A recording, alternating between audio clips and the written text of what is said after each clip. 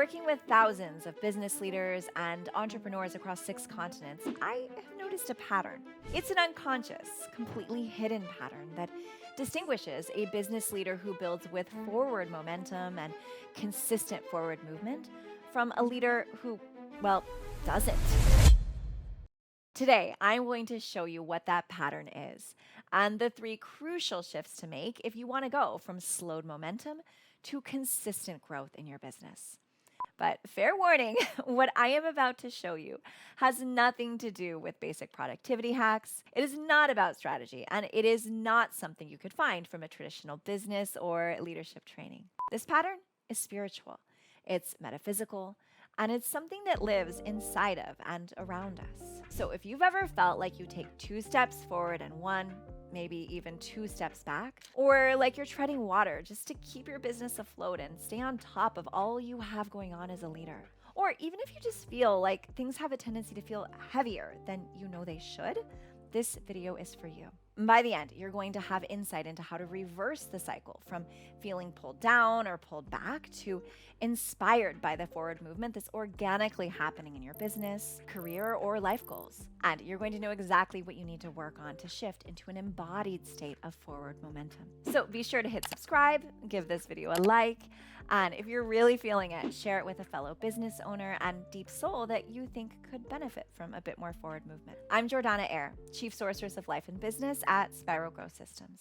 I teach emotionally intelligent business leaders how to dissolve invisible layers of ego, to unlock authentic power and break through barriers of impact and fulfillment with a proven framework of embodied self-aware leadership. In this video, we are working with the leadership accelerator called Plug into Progress from that very framework. Before understanding what causes the pattern of downward spirals, we have to understand how creation works. If you look at a time-lapse video of a plant growing, you'll see that it grows around and around in a spiral. We see evidence of this spiral throughout nature and even in our own bodies. I mean, look at a baby's head or closely at someone's ear, and you'll see what I mean.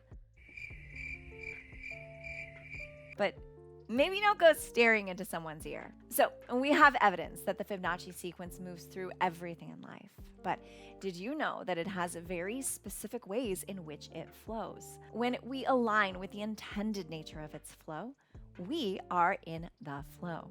But even when we don't feel in the flow, it is still working on and with us. And the thing about the way in which it's working on us is that its flow requires us to revisit the past so that we can heal it in order to be propelled from the future. This is just one of the reasons why we can't just force ourselves into the flow. Control is still control, and even if you can be successful at controlling your mind or your emotions or your behaviors, sooner or later it'll lead to burnout or even collapse. So how do we allow ourselves to be cleansed of the past while guided, informed, and motivated by the pull of the future? This is where we need a better understanding of why it is that life dredges up the past. It is probably not a shock to hear that those who have the heaviest patterns of feeling held back in reaching their goals are those who have faced a significant amount of trauma in their lives.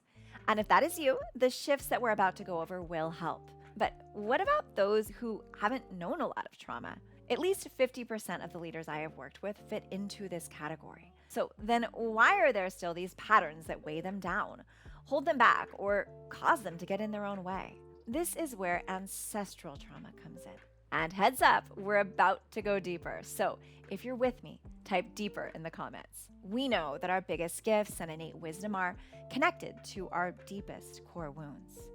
Well, in order for us to become more aware of, expressed in, and generous with our gifts and our wisdom, we need to consistently clean out the closets of those wounds adjacent to or surrounding those gifts. This is one of the key reasons why the literal mathematics of the Fibonacci sequence, the ratio in which creation flows, utilizes the past within the present to draw us from the future. But here's where most leaders get stuck. And this one is especially hard for those of you who tend towards emotional intelligence. When the spiral of creation pulls us back into the past to rewire and heal it, as well as where it was laying dormant within us, it can evoke a tendency to feel like you're dying.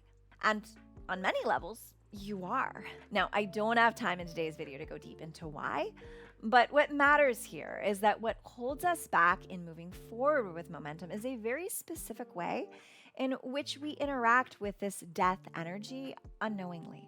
Have you ever seen this symbol? It's called an Ouroboros. It's a symbol of a snake eating its tail. I first started working with the Ouroboros in my own internal landscape. So I wasn't shocked when I discovered that it's been found in mythologies throughout the world because it is in the very nature of creation. Now, the Ouroboros unto itself is a beautiful thing. It represents creation and destruction, life, death, and rebirth, and the eternal flow of energy unto itself. So what does this have to do with business and leadership? This flow of life, death, and rebirth happens throughout all of our creations, all of our relationships, and everything in the human experience, business notwithstanding. And though creation and destruction are the fabric and beauty of life, it is certainly not taught in business schools, so most business leaders and entrepreneurs don't know how to be with it. This energy of the snake eating its tail, the underworld digesting itself, it pulls leaders back. When an obstacle arises or some emotional content comes up to heal, it causes them to either resist or avoid their emotions, or the weight of it keeps them going 2 steps forward and 1 step back. The Ouroboros energy clears out the past in the present, but there's a seduction of the feeling of dying that can cause us to dwell in the energy of the past for perhaps longer than we need to. It is all stuff that needs to come up. It is crucial not to bypass it and to be fully present with it. But there is a way to be present with it and still live in consistent forward movement in your business and vision without bypassing. To do this, we want to shift out of the pattern of eating ourselves alive when internal or external obstacles arise, into a pattern of opening to and trusting the future's guidance, which then becomes more like a snake shedding its skin. This energy is much lighter and allows us to grow and become better versions of ourselves on a deep cellular level, while we remain committed to the momentum of what we're building and how we're contributing. It is a difference between being dragged down by our proverbial death process until life eventually drags us back out versus seamlessly falling back into the life that awaits us while we're in the process of growth. The former causes us to feel pulled by the future, which feels heavy. The shift into growth, being more like a snake shedding our skin, allows us to clear out the past in the present, being pulled from the future. When we're pulled by the future, it is harder to believe in it, and we're less inclined to believe in and trust in ourselves. When we're pulled from the future, it drives us to trust in ourselves, who we're becoming, and what we're building with every step. For me, prior to going through this shift, when I was in a deep death process, I would sometimes have to take the whole day, maybe even days off, to just be with it. As beautiful as it was to die and be reborn all the way into it, it prevented me from leading my team and showing up in service during those periods. After this shift, I can now have multiple death processes a day, but they feel much lighter. And it's as if I'm being carried by my vision and my desires without skipping a beat or missing out on what really matters that day. Creating new patterns here requires 3 primary shifts. 1, in the way we process our emotions. Not all light is visible to the naked eye. When processing your emotions, it is crucial to develop the capacity to sit all the way in the dark and its discomfort. But once you've learned to do that, it then becomes crucial to hold yourself in the light while sitting in the dark, without bypassing, while honoring the trust of who you really are. Practically speaking, this looks like honoring deep, profound emotions and feelings as they arise, while still seeing yourself with a lightness that gives you permission to trust yourself to fully show up with your team, clients, or investors. This allows you to dissolve the layers of unconscious wounding while you're busy focused on growing your business or leading your team. The second primary shift is to develop a relationship with the future that is informed by the past, but not weighed down by it. Practically speaking, this looks like leading your team with the embodiment of where the vision is headed, while still being open to, honoring of, and humble when your patterns or wounds arise as a leader. It looks like doing your inner work, without losing sight of yourself to lead things forward. And the third primary shift to move from the energy of being held back to the energy of forward movement is to choose what is generative.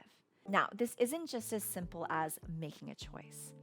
It's about rewiring how you relate to your choices so that your organic state is to choose things that give instead of take, that nourish instead of destruct. And it requires tremendous self-awareness to see where you're taking or causing destruction without making yourself wrong for it.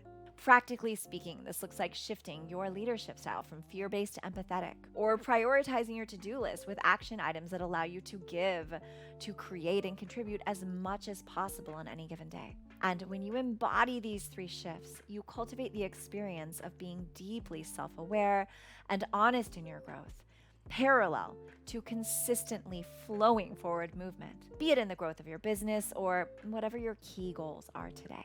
These three internal shifts will help you step into a version of yourself that is accustomed to making consistent progress.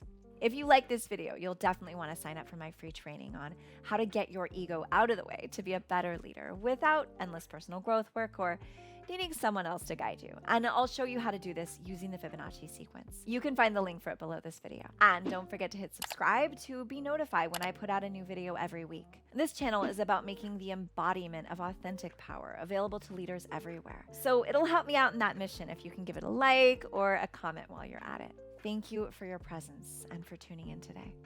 I'm Jordanna Eyre, and I will see you in the next one.